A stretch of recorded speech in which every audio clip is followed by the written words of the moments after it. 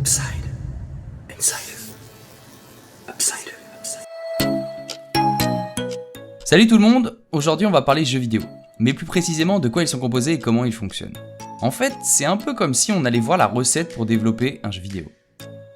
Je pense que c'est intéressant de le savoir pour ensuite avoir une base quand on lance des critiques sur tel jeu, genre les développeurs ont mal fait leur travail, ou le jeu lag tellement que ça craint leur budget, ou lag serveur, jeu mal optimisé, etc. Donc let's go, c'est parti.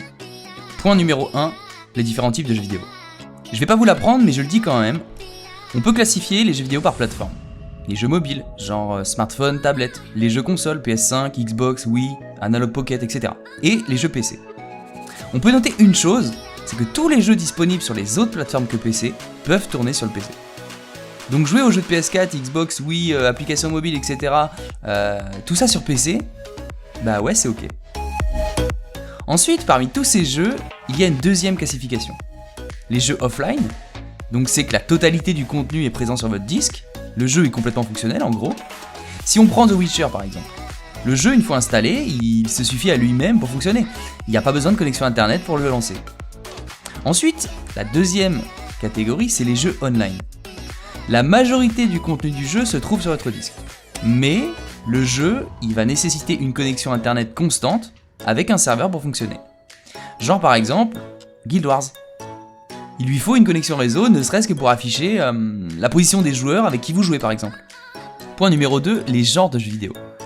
Donc il y a les FPS, les jeux de stratégie, les jeux de sport, les survival, les MMO, MMORPG, les hack and slash.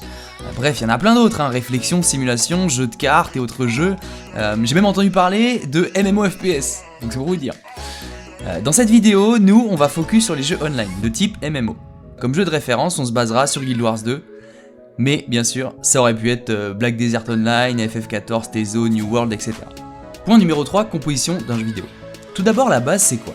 C'est une histoire où il y a un monde, des personnages, une intrigue, des spécificités. Bref, toutes ces choses-là sont les fondations qui rendent le jeu vidéo réalisable. À ça, on ajoute des illustrations, des dessins ou même des esquisses qui vont nous permettre soit d'enrichir l'histoire ou le monde que l'on est en train de créer, soit de donner vie au monde, à l'histoire existante. Si le jeu est basé sur un livre par exemple, on peut citer The Witcher. Donc les illustrations, dessins, esquisses, c'est une des premières phases pour donner vie à un jeu vidéo. Pour résumer tout ça, la base d'un jeu vidéo, c'est des informations contextuelles. Une histoire, un scénario, un lore, des dessins, illustrations, esquisses, comme j'ai dit. Bref, tout ça participe à la création du monde ou à la modélisation d'un univers existant dans lequel le joueur évoluera. Ce sont généralement les designers qui s'occupent de ça. Ensuite, un jeu vidéo, comme vous le savez, c'est animé. Les personnages bougent et c'est pas des dessins. Ils parlent aussi, du coup il faut des sons.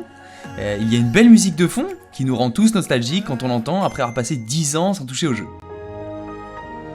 Bref, ce que je veux dire, c'est que le deuxième ingrédient, c'est ce que j'appelle des ressources additives.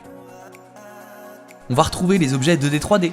C'est-à-dire que depuis les illustrations, on va modéliser en 2D ou 3D les personnages ou éléments du décor de l'histoire, afin de pouvoir les animer dans un jeu et vous donner la possibilité d'interagir avec. Ça, c'est le travail des game designers, des infographistes ou encore des animateurs 2D 3D. Une fois qu'on a des personnages qui sont capables de bouger les mains, ou qu'on a un arbre qui est capable de bouger ses branches à cause du vent, ce qu'il nous faut, ce sont des ressources audio. Donc des samples de son, des bruitages de vos armes dans un FPS par exemple. Quand vous tirez, le gun il fait du bruit. Il nous faut aussi des voix de personnes qui parlent. Par exemple, dans Guild Wars 2, tous les voix des PNJ de l'histoire, ce sont des acteurs connus ou des doublures qui sont enregistrés dans un studio. Et enfin, bien sûr, il nous faut des tracks de musique. Tout ça, c'est la responsabilité de l'ingénieur du son et de son équipe. Une fois qu'on a créé les éléments qui prendront vie dans le monde que l'on développe, les personnages, les éléments du décor, etc., il va falloir les mettre en forme, les assembler, faire en sorte que si on met des arbres, ça rentre super bien ici, et que là, si on met une maison en ruine, ce sera aussi cool. Bref, tout ça, c'est le level designer qui s'occupera de les agencer. La troisième chose qu'il nous faut dans un jeu, c'est ce que j'appelle des ressources interactives. Définir une IA théorique, par exemple. Définir des mécaniques de jeu, les différentes classes. Penser à des modes de jeu, le système de quête aussi. Bref, le level designer va construire le parcours, l'évolution du joueur, Le fait que vous commenciez niveau 0 et que votre expérience aille à telle vitesse et qu'au niveau 50 vous aurez accès à un nouveau mode révolutionnaire qui vous donnera plein de loot, etc. Bref, le couloir, si je peux dire, ou la trame directive dans laquelle vous allez évoluer. En parallèle de tout ça, on a le programmeur qui va donner vie à l'ensemble de ces ressources. C'est-à-dire de faire en sorte de pouvoir les afficher, d'utiliser les contrôles, de mettre en forme l'intelligence artificielle, etc. Si on reprend les objets de D3D, votre personnage donc, il possède des propriétés définies directement lors de la modélisation. Et ces propriétés peuvent être contrôlées par d'autres sources externes. Propriétés, ça peut être par exemple lever le bras, baisser la tête en avant, bref. Ces propriétés, elles permettent d'animer une histoire, un scénario de quête par exemple, à travers l'animation de personnages, genre une cinématique avec votre personnage qui bouge et qui avance. Ces objets donnent la possibilité aux joueurs de bouger leur personnage, faire des émotes, etc. Et donc, c'est bien le programmeur qui va donner vie à l'ensemble de ces objets par l'intermédiaire d'un moteur graphique. Ce moteur graphique il va permettre d'afficher et de piloter les objets de D3D. Guild Wars 2 utilise Avoc et Guild Wars 2 Engine. C'est d'ailleurs ArenaNet qui a développé ce dernier. Il est basé sur DirectX 9, et il l'est toujours d'ailleurs. Du coup, je peux pas m'empêcher de faire un petit clin d'œil à ceux qui nous parlent de Proxy DX12. On en reparlera à la fin de cette pipe pour des questions de performance.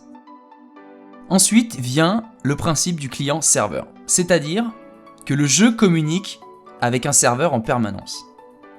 D'un côté, il y a le serveur, qui est donc composé de plusieurs serveurs qui sont hébergés dans le cloud, généralement, et un côté client, qui représente tous les joueurs, donc les milliers de PC, toi, moi, ta femme, etc. Le client va interagir avec les autres joueurs par l'intermédiaire du serveur. Et c'est là où on se rend compte que, autant pour un mob, quand il apparaît sur notre écran, c'est bien des données stockées sur notre disque dur, mais quand un joueur apparaît, c'est bien le serveur qui nous envoie le modèle de ce joueur et sa position. Une autre chose également à noter, c'est que le serveur met en place plusieurs services pour améliorer l'expérience du joueur. On retrouve le pathfinding, par exemple, pour prédire une position et paraître plus fluide. Les événements dynamiques, les timers, la multiplicité d'instances, la gestion de charge, etc. Techniquement, votre jeu, donc le client, communique par l'intermédiaire de sockets avec le serveur. Donc les échanges client-serveur, en majorité, se font sur un canal constant. Une dernière chose à noter, c'est la mise en place de services tiers, des anti-cheats par exemple. D'ailleurs, je vous invite à aller voir la vidéo que j'ai faite pour présenter les anti-cheats, qu'est-ce que c'est et comment ils fonctionnent. Maintenant, on a une idée de comment fonctionne un MMO et par extension un jeu online. Voilà, j'espère que cette vidéo vous aura été utile, que vous avez compris comment fonctionne un jeu online. Si vous avez des questions ou des remarques, n'hésitez pas à en parler en commentaire. Sinon, il y a également le Discord, l'invite est en description. Si jamais vous voulez commencer l'aventure avec nous, go go, on vous attend. Voilà, ciao!